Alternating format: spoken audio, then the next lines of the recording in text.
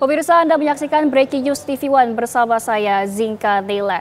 Pemirsa, hari ini Sekjen PDI Perjuangan Hasto Kristianto ditahan oleh Komisi Pemberantasan Korupsi. Dan saat ini di DPP PDI Perjuangan sedang dilaksanakan konferensi pers untuk memberikan pernyataan sikap dari PDI Perjuangan. Mari kita dengarkan terlebih dahulu. Ya, Assalamualaikum warahmatullahi wabarakatuh. Salam sejahtera buat kita semuanya, Om Swastiastu, Namo Buddhaya, salam kebajikan. Sebelumnya marilah kita pekikan salam perjuangan kita. Merdeka! Terima kasih rekan-rekan media yang sudah hadir pada malam hari ini. Kami dari tim hukum Mas Hasto Kristianto akan menyampaikan beberapa poin yang perlu diketahui oleh masyarakat Indonesia. Di sini hadir Pak Todung Mulya Lubis, Pak Magdir Ismail, Pak Rido, dan Pak Yohanes Tobing, dan beserta DPP partai yang hadir. Terima kasih. Pertama, ini adalah penahanan politik. Dan ini adalah babak baru yang kami anggap sebagai serangan terhadap partai kami. Penahanan ini membuktikan informasi bahwa Sekjen PDI Perjuangan Hasto Kristianto memang ditargetkan untuk ditahan sebelum Kongres Partai.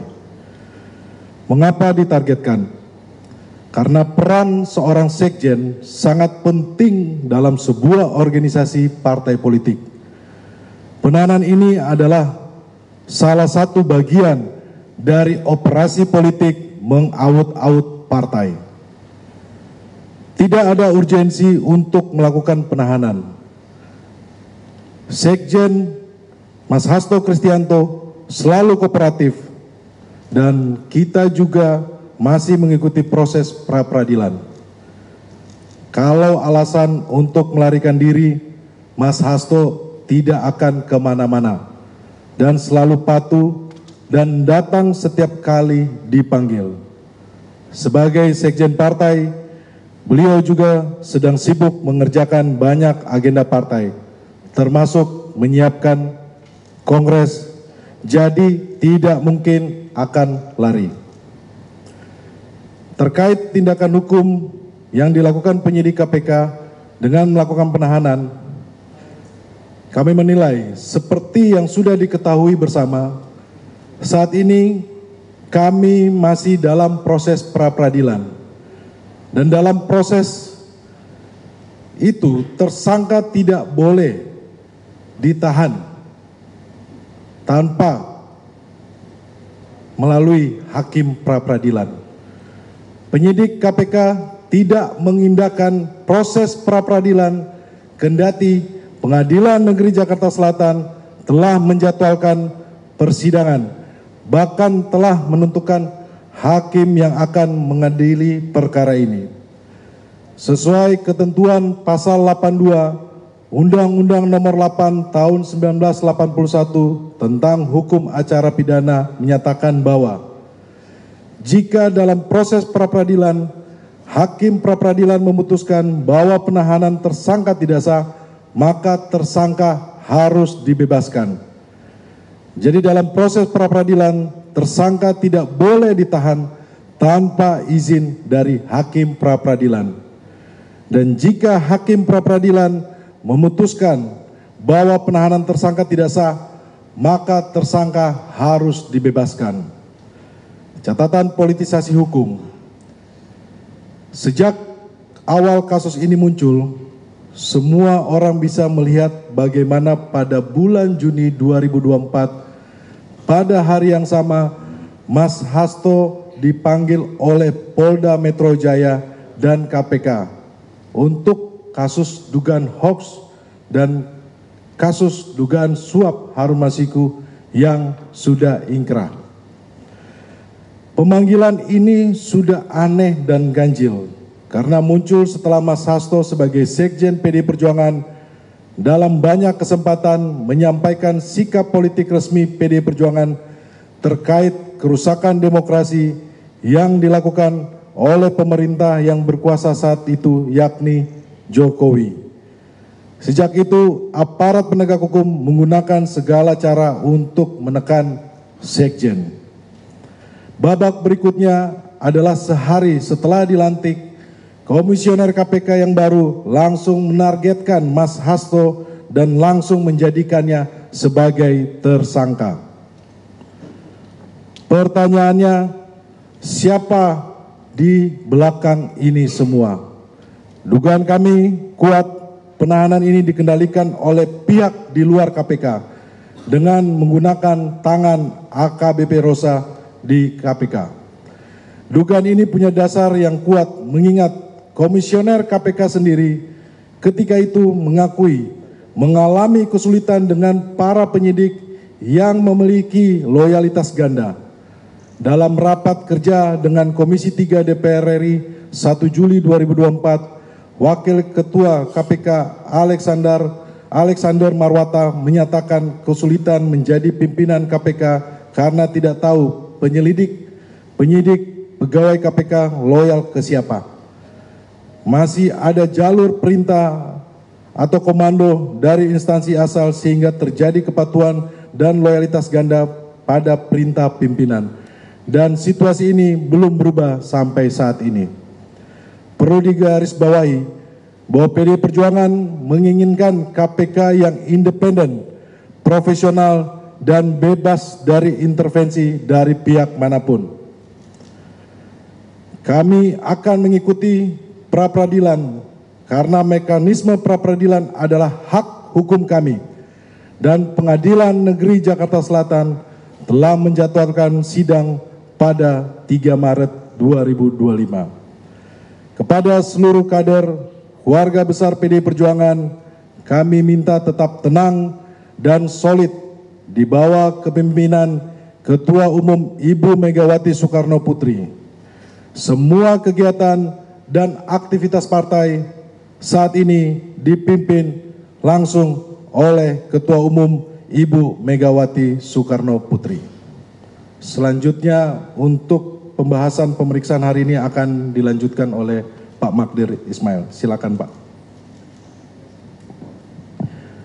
Terima kasih saudara-saudara. Assalamualaikum warahmatullahi wabarakatuh.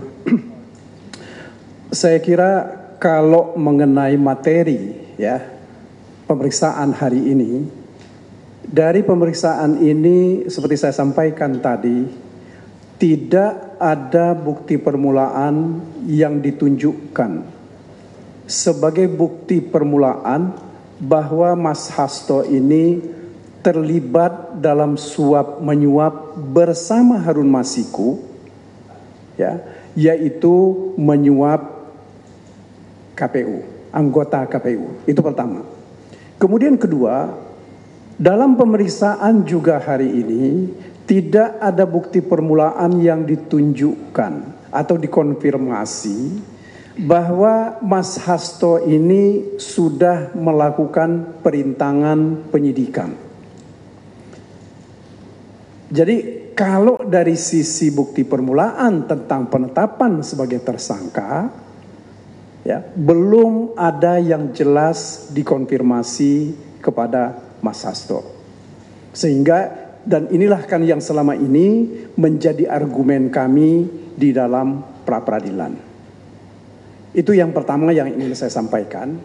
Kemudian yang kedua, proses pemeriksaan ini sendiri lebih banyak berkisar kepada proses bagaimana mulainya Harun Masiku menjadi calon anggota DPR oleh partai dari ketika itu dia mengajukan pilihan, kalau saya tidak keliru tadi yang disampaikan, adalah dari Sulawesi Selatan atau Sumatera Selatan.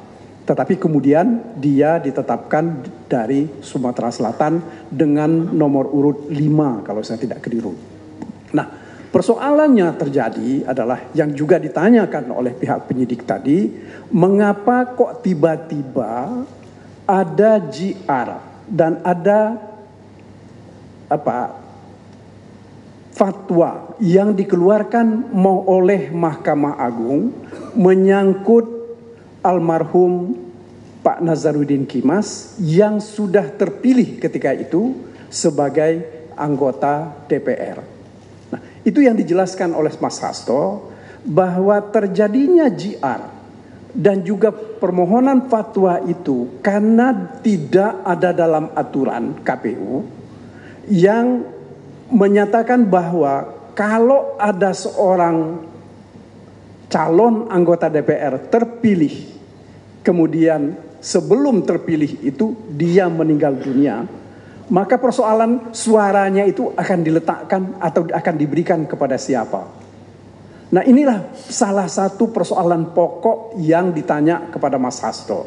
Nah, untuk membenarkan apa yang dilakukan oleh partai ketika itu, Mas Hasto mengatakan bahwa mereka pimpinan partai lalu mengajukan JR ke Mahkamah Agung. Karena tidak ada aturan, Mahkamah Agung menganggap bahwa karena orang ini dicalonkan oleh partai, seharusnya suara ini dikembalikan kepada kebijakan partai. Akan tetapi sekali lagi, ini yang tidak dilaksanakan oleh pihak KPU. Karena tidak dilaksanakan oleh pihak KPU, maka diajukan permohonan fatwa oleh partai. Dan juga kemudian partai ketika itu juga tidak mendapat respon dari pihak KPU. Nah, di dalam hal sesudah adanya JR dan sesudah adanya fatwa ini, baru partai mengajukan nama, yaitu nama Harun Masiku.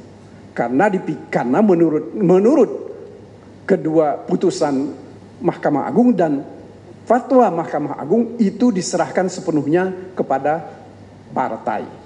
Nah, itulah saudara-saudara yang ingin saya sampaikan, yang selalu dipersoalkan seolah-olah bahwa Mas Hasto ini menukangi ya proses ini supaya Harun Masiku menjadi anggota DPR dari partai PDIP dari daerah Sumatera Selatan. Nah, tadi itu yang dijelaskan. Kemudian yang kedua, saya kira yang juga penting untuk saya sampaikan kepada saudara-saudara, bahwa penahanan terhadap Mas Hasto ini, surat perintahnya ditandatangani oleh Ketua KPK. Ya, perlu saudara ketahui bahwa berdasarkan Undang-Undang Nomor 19, ini suratnya, Undang-Undang Nomor 19 tahun 2019, pimpinan KPK itu bukan lagi sebagai penyidik dan tidak juga menjadi penuntut umum. Sehingga menurut hemat kami, kalau kita tafsirkan bunyi dari pasal ini, pasal 21 ini, maka pimpinan KPK tidak bisa bertindak sebagai penyidik dalam hal ini. Karena yang berwenang melakukan penahanan itu adalah penyidik.